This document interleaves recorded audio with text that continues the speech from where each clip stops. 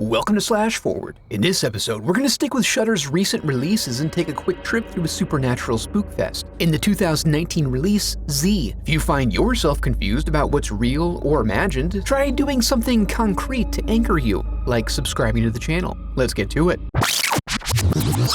We open on a curious and whimsically imaginative young man named Josh, enjoying another normal morning spent playing with his toys like a soy boy before being called down for breakfast. Here we learn he's part of a loving and supportive family consisting of his mom Beth and his father Kevin. Then it's off to the carpool with his young bro mate Daniel. After leaving, his mom finds herself alone to enjoy her big empty house. At school, we see that Josh finds himself somewhat set apart from his peers, oblivious to the social norms that would allow him to participate in normal kid activities. And the disappointment of his teacher is palpable, as is his schoolmates' hatred of him. At night, his parents hear him actively involved in self-play, in this case, having a very rich and detailed conversation with an imaginary friend. Afterward, it's time for Lights Out, where Josh says his night-nights, listing off all the members of his family and friends circle. And the next morning, they start it all again. On this day, we do find out that Beth actually spends her days caring for her sick mother, who is approaching the final leg of her long journey on this earth.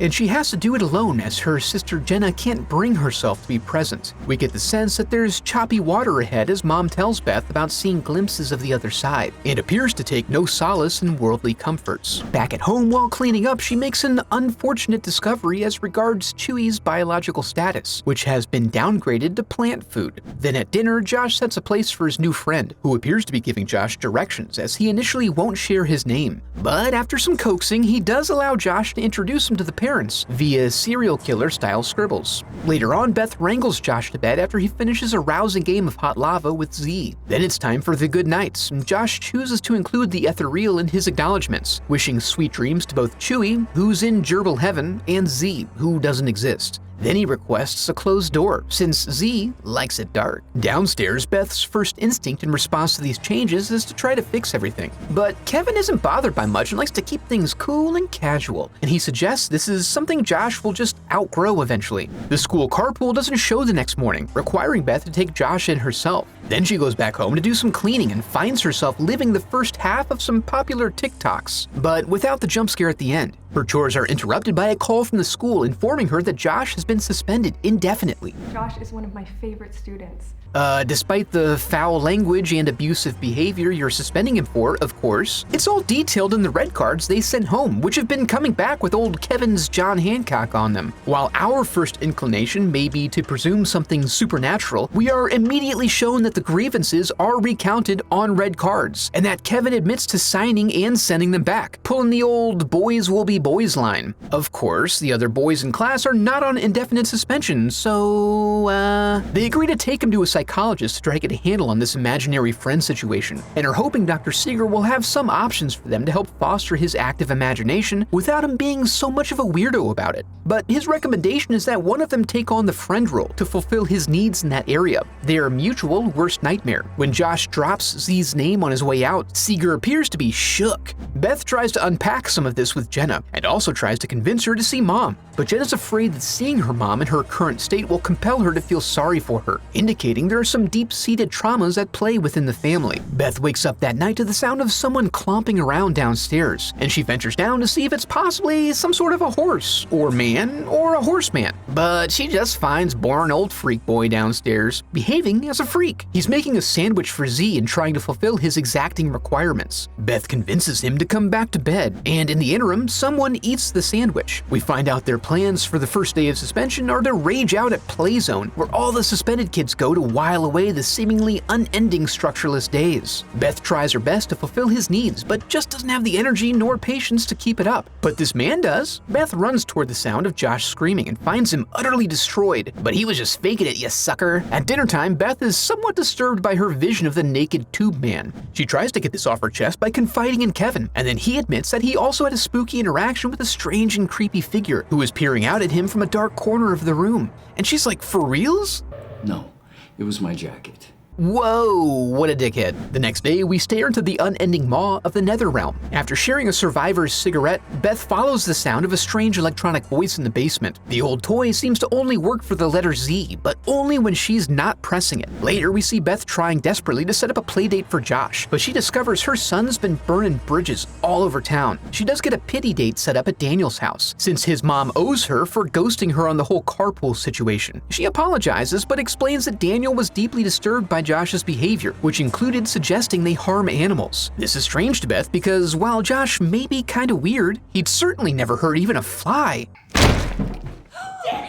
Josh pulls the old whoopsie-daisy while Daniel learns that scorning Josh means taking a one-year sabbatical from playing soccer. They decide to lean fully into this, really going all in on the friend thing, hoping that fulfilling his brains out will at least help him not be violent. And then Beth crushes up some pills which she slips into his milk. When she calls him down for lunch, she finds that Josh has made a charming portrait of Z all over his wall. Cute! At the counter, Z's got his boy's back, telling him not to drink his titty juice. But Beth convinces him of the important role calcium plays in helping a young boy grow up big and strong. The next day, we find Beth and Jenna doing some cleanup at their mom's house. In the basement, they uncover a box of old memories, maybe giving the hope that she cared at least a little bit, and Beth succumbs to the allure of the unlabeled VHS tape. Upstairs, the cartoons are left unwatched, and Beth finds Josh in a bedroom staring at a ceiling fan. At home, she pops the tape into a VCR that she still had laying around, and then watches herself as a young girl playing like a little turd, and she's totally thrown when she hears herself refer to her friend Z. Rather than explore this shocking coincidence further, she goes ahead and burns the tape, as if that's gonna solve anything. That afternoon, she has Kevin paint over the portrait of Z, and then at dinner, Josh is feeling a bit under the weather and starts puking his guts out. Beth is concerned this may be a side effect of the pills, so she calls in for a nurse consultation to see if there are any alternatives. And here we learn that Kevin was not in on the medication decision. Well, now we know what it feels like to keep secrets, Kevin. Later on, she hears the call of the alphabet board, which now tries to speak to her in code. She furiously jots down the sequence of letters which seem to be requesting her to imagine Z. So her next move is to draw a warm candlelit bath, Natch, and she tries to reconnect with her old pal by repeatedly saying his name. There's a disturbance in the water when she's joined for tubby time by an old friend, and Kevin tries to provide some comfort to her despite thinking her an absolute lunatic.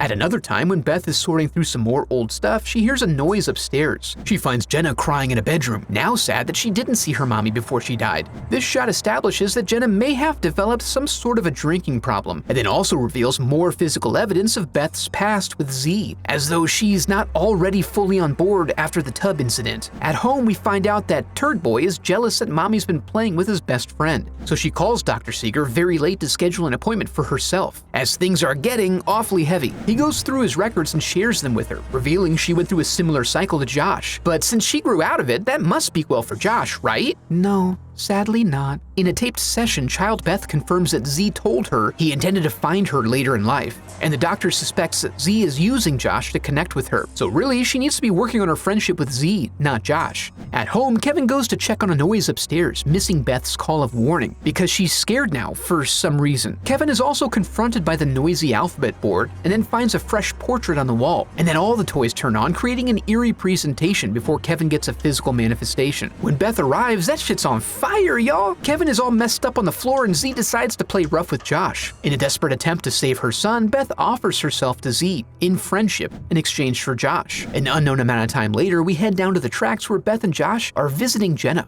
Beth is looking for some childcare assistance while she sorts things out, and here's where we're led to believe that Jenna's barely hanging on to the threads of her own life, but reluctantly agrees to do what's necessary. Beth hopes a little money and the responsibility of a child hanging over her neck will help clean her up. She then returns to her childhood home, heading in and trying to will an apparition. This seems to work because when night falls, we see her playing hide and seek. This is part of the nightly routine and must be adhered to before bedtime. The next day, she goes through the standard steps of caring for an imaginary pal, which requires her to mostly behave like a child. But then Dr. Seeger arrives and ruins it. He had a conversation with Jenna and is concerned for her well-being. He offers his condolences for Kevin and works to gain her trust. But then Z makes an appearance, so she quickly ushers him out for his own safety. On his way out, he tries to instill in her the idea that this this is all in her head. As a result, she tries to convince herself that this is not real, but Z begs to differ. Then she finds some sweet repurposed wood laying around and decides to do some home upgrades. At night, she gets sentimental over some old pictures of her family, but has to tuck it away quickly when Z comes to join her. Naturally, the next morning she finds her phone crushed.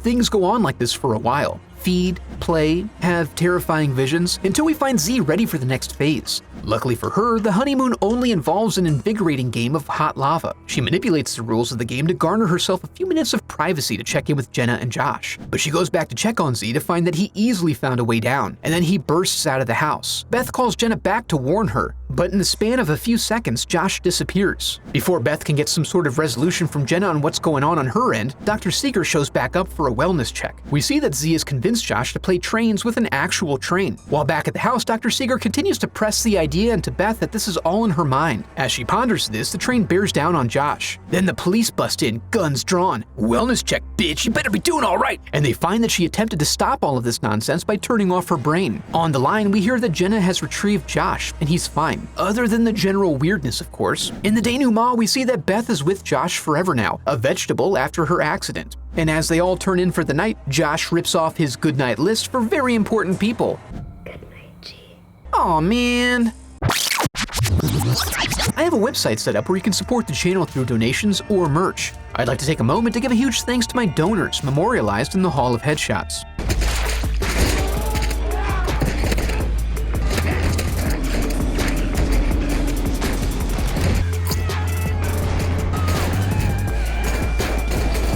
Z was fair to middling. It had some good scares and setup, and I can see where they tried to inject specific plot points for foreshadowing and callback later in the story. That's all good, but overall the script played out kind of like some folks had the opportunity to make a movie and tried to think of some cool scary scenes and then build a story around them. But it was well executed overall. If you enjoyed the video, I'd love for you to become a part of the channel by subscribing. Thanks for watching.